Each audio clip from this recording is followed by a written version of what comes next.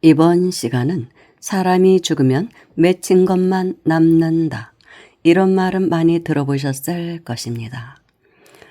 영안이 열려서 영계의 실상을 보시는 그런 스님들이 전해주시는 말씀이죠. 전혀 다른 사람으로 변하더라. 전혀 다른 인격체로 변한다는 것입니다.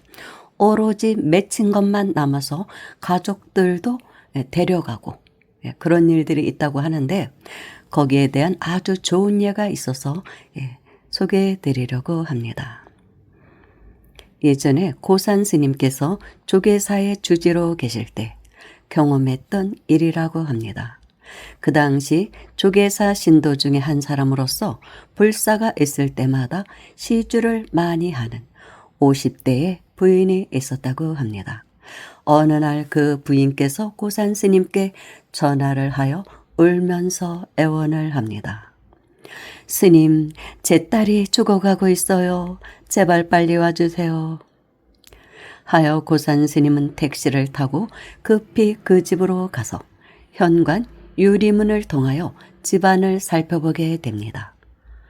딸은 쓰러져 있고 부인은 안절부절 못하고 있고 그런데 60가량 된 남자가 쓰러져 있는 딸의 배 위에 걸터 앉아서 두 손으로 딸의 목을 조르고 있는 것이 보인 것입니다. 매우 다급한 상황임을 느낀 고산 스님이 현관문을 열고 들어가 크게 헛기침을 하자 그 남자는 딸의 배 위에서 슬쩍 내려앉습니다. 고산 스님은 그 앞에 앉아 기억하고 있던 모든 진언들을 총동원하여 외웠고 그렇게 30분가량이 지나자 남자의 모습은 사라지고 보이지 않게 됩니다. 스님도 다급하니까 온갖 진언들을 총동원해서 외우시나 봅니다. 저도 그런 경우가 몇 번 있거든요. 너무나 마음이 다급하니까 사람의 생명이 막 위급할 때는 그렇게 되더라고요. 저절로 온갖 진언이 총동원해서 외우게 되더라고요. 스님은 틀림없이 원결이 있음이로다. 이렇게 확신한 고산 스님은 그 부인에게 묻습니다. 보살님, 어떤 남자와 원결을 지은 일이 있습니까? 원수라니요. 그런 일 없습니다. 그래서 딸에게도 같은 질문을 하였으나 역시 그 딸도 없다는 것입니다. 스님은 조계사로 돌아와 그 부인의 친구 되는 보살들에게 묻습니다. 그러자 그 친구들이 하는 말이 그 친구는요, 통이 커서 다른 사람들에게 잘합니다. 원한을 살 일이 없지요. 그런데 다만 한 사람, 착하고 부드럽게 짝이 없었던 남편에게만은 병신이라는 욕도 서슴지 않았습니다. 밖에서 마음 상하는 일이 있으면 집에 돌아가 모두 남편에게 퍼붓고는 했지요. 성격이 남자 이상으로 활달했던 그 부인은 장사와 부동산 투기를 통하여 많은 돈을 만졌다고 합니다. 그러나 부인과 정반대의 성격을 지녔던 남편은 착하고 어질기만 할 뿐 활동적이지 못했습니다. 그러니 무능한 남편이 되어 아내에게 얹혀 살게 된 것이죠. 그러니까 부인은 차츰 남편을 무시하기 시작했고 마침내는 어질고 착한 남편의 성품까지 그대로 받아들이지 않고 바보여 병신처럼 여기게 됩니다. 자연 부인은 남편을 끊임없이 구박하였고 욕설과 모독은 물론이요 때로는 남편을 집 밖으로 내쫓기까지 했다고 합니다.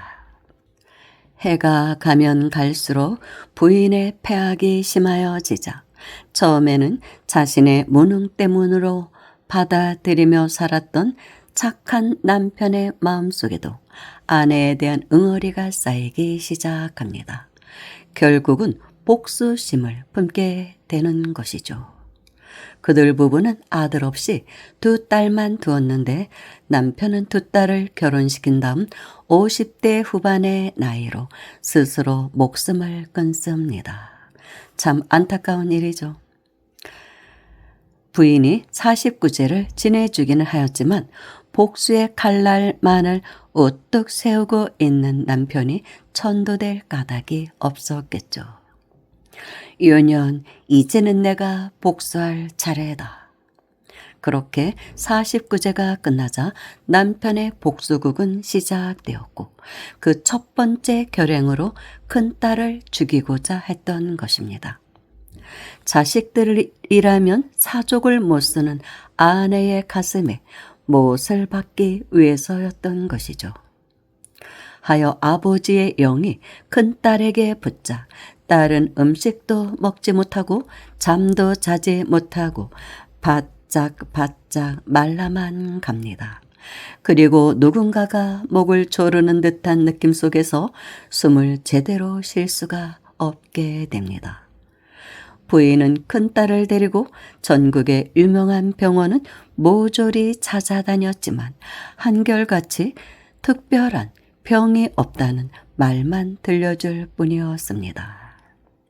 이상과 같은 전후 사정을 모두 알게 된 고산스님은 부인을 불러 묻습니다. 보살님, 영감님에게 잘못한 것이 있지요? 무릎 꿇고 참회해 보십시오. 모든 일이 원만히 해결될 것입니다. 스님, 무슨 말씀을 그렇게 하십니까? 그 무능하고 바보스러운 남편 때문에 내가 희생되었지. 그 사람이 손해본 것이 무엇입니까? 한평생을 희생만 한 것도 억울한데 왜 제가 그 사람에게 무릎을 꿇습니까? 저는 못합니다. 그러자 얼마 후 큰딸은 죽게 됩니다. 그래서 조계사에서 49제를 지내는데 49제 끝에 고산 스님이 조계사 탐 옆에 회나무가 있는 자리에 제를 지낸 음식을 놓고 옷도 태우러 갔더니 그 남자가 나무 밑에 서서 삿대질을 하며 소리를 지는 것이었습니다. 스님은 영안이 열리셨으니까 보셨겠죠. 제3자인 당신이 왜 이 일에 개입하여 이래라 저래라 하는 거요? 당신이 끼어들면 내가 보복을 하지 않고 그만둘 것 같소? 천만에 당신은 더 이상 남의 일에 간섭하지 마시오.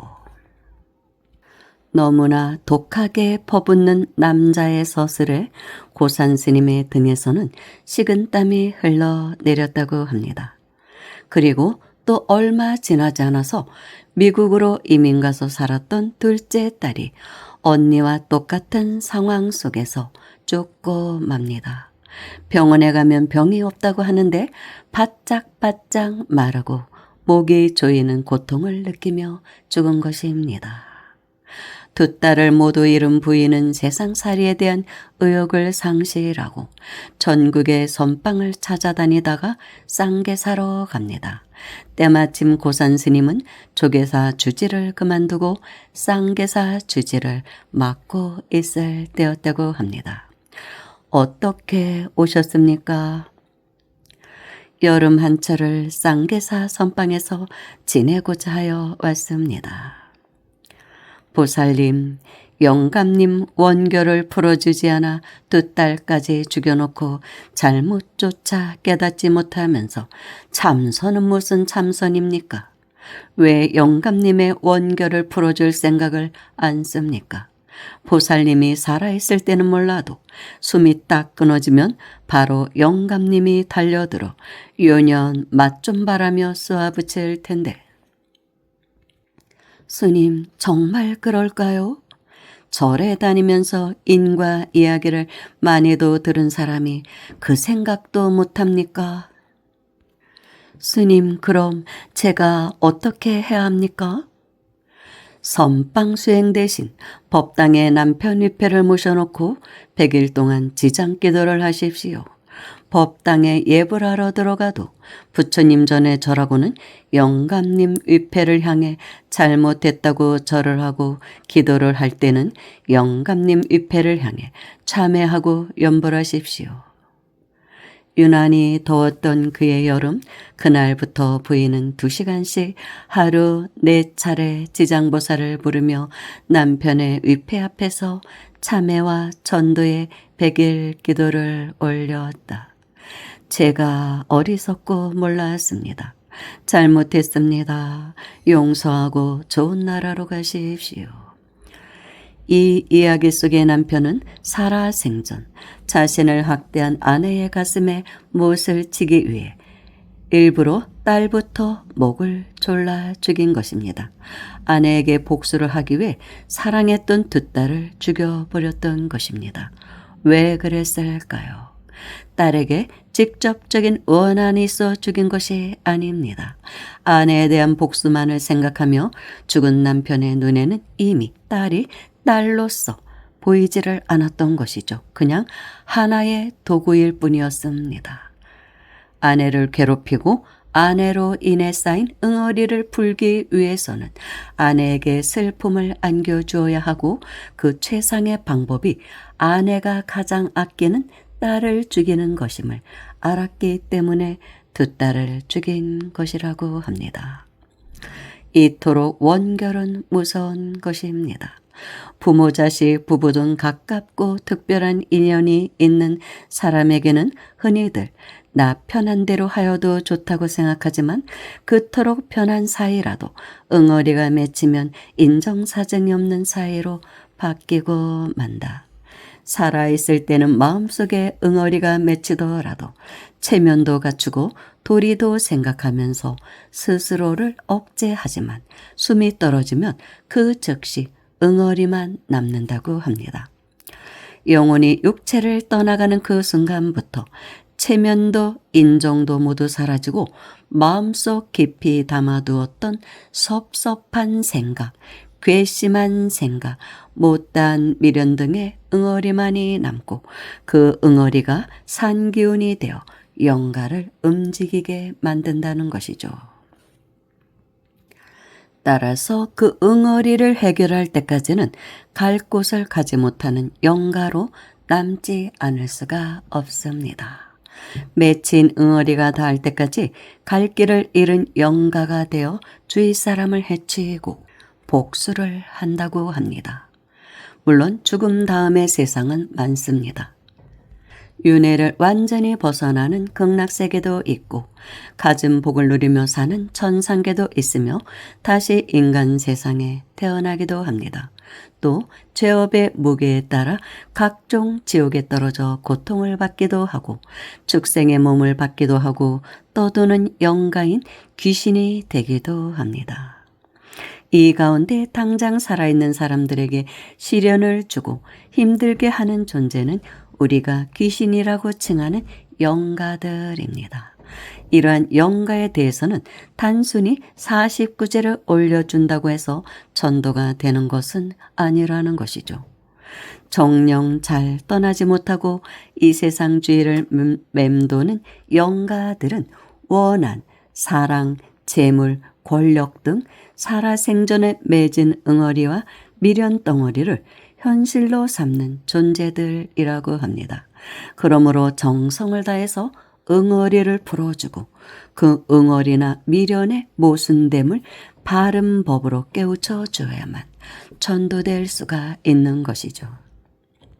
그럼 어떻게 해야 영가에 맺힌 응어리를 풀어주고 잘 전도시킬 수가 있는가? 그 비결은 내가 먼저 푸는 데 있습니다. 무엇보다도 인과의 당사자가 먼저 마음을 풀어야 하는 것이죠.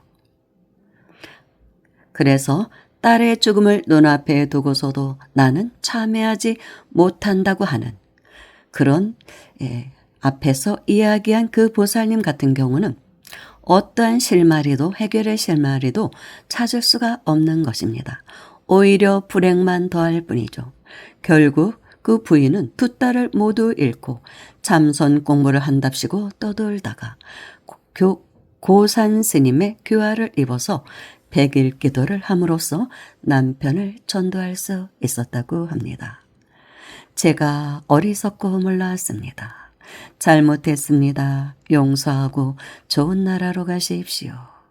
이렇듯 나의 잘못을 뉘우치고 풀고자 할 때 영가도 응어리를 풀게 된다고 합니다. 이렇듯 가만히 주위를 살펴보면 영가의 장애 때문에 힘들게 사는 사람들이 의외로 많다고 합니다. 까닭없이 현실이 잘 풀리지를 않고 시련이 끊이지 않는 경우에 반은 영가 장애 때문이라고 합니다. 이러한 일이 자주 계속되면 눈에 보이지 않는 영의 세계라고 하여 무시하지 말고 꼭 한 차례 영가 전도를 해주는 것이 좋습니다. 물론 한많은 영가일 경우는 한 번 한다고 되지는 않습니다.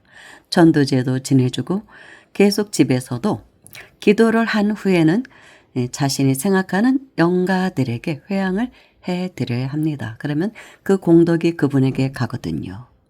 그리고 내 마음부터 풀어야 그 영가도 풀리게 됩니다. 그런데 영가 전도를 하면서 꼭 명심해야 할 것이 있습니다.